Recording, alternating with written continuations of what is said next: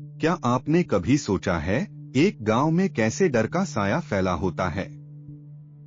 यह कहानी है अनंतपुर की, जहां लोग काले दानव के आतंक से परेशान हैं।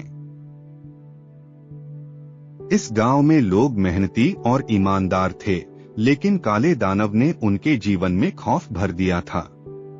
सोचिए, एक राक्षस जो हर पूर्णिमा को उनके फसल को बर्बाद कर देता है। काले दानव की आंखें अंगारे की तरह जलती थीं। वह एक श्रापित राजा विकराल था, जिसने अपने अहंकार में निर्दोष लोगों का खून बहाया।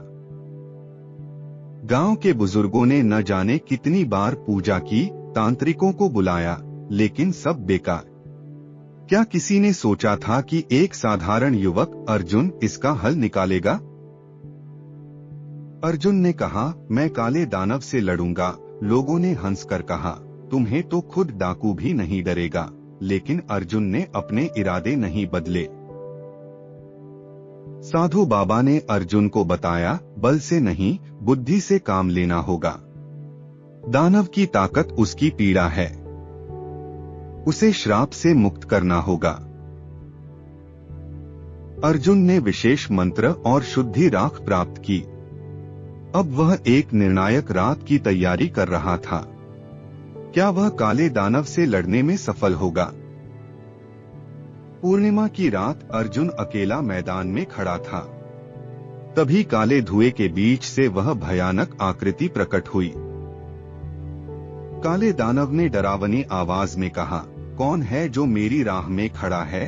अर्जुन ने साहस से कहा, मैं तुम्हें तुम्हारा असली चेहरा दिखाने आया हूँ, विकराल।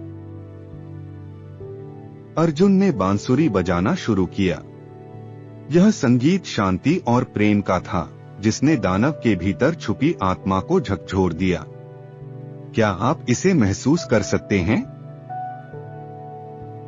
जैसे जैसे संगीत चलता गया, दानव की आंखों में पीड़ा उभरने लगी। उसे अपने अतीत की याद आने लगी, वह निर्दोष लोगों का हत्यारा। अर्जुन ने शुद्धि राख उसके ऊपर फेंकी और मंत्र पढ़ा। दानव तड़पने लगा, उसकी काली परतें गिरने लगीं और वह राजा विकराल में बदल गया। राजा विकराल ने घुटनों के बल गिरकर कहा, मुझे क्षमा करो। अर्जुन ने कहा, तुम्हारे दानव रूप का अंत हो चुका है। अब जाओ और अपने पापों का प्रायश्चित करो।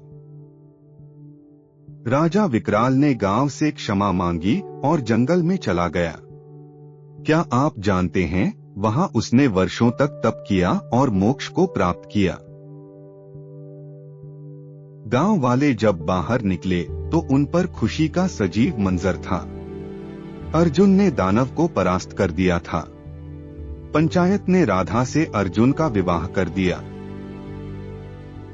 अर्जुन ने आधा गांव लेने से मना कर दिया। यह मेरा धर्म था, उसने कहा। उसका विचार था कि सच्ची विजय का मतलब अधिक है। अर्जुन और राधा ने गांव में एक गुरुकुल की स्थापना की। बच्चों को शौर्य, धर्म और करुणा की शिक्षा दी जाने लगी। अनंतपुर अब एक खुशहाल गांव बन चुका था। काले दानव की कहानी बच्चों को यह सिखाती है कि बुराई को केवल शक्ति से नहीं, समझदारी और करुणा से भी हराया जा सकता है। और अर्जुन, वह सिर्फ एक योद्धा नहीं था, वह एक जागरूक आत्मा था, जो जानता था कि अंधकार को मिटाने के लिए पहले दिलों में रोशनी जलानी होती है।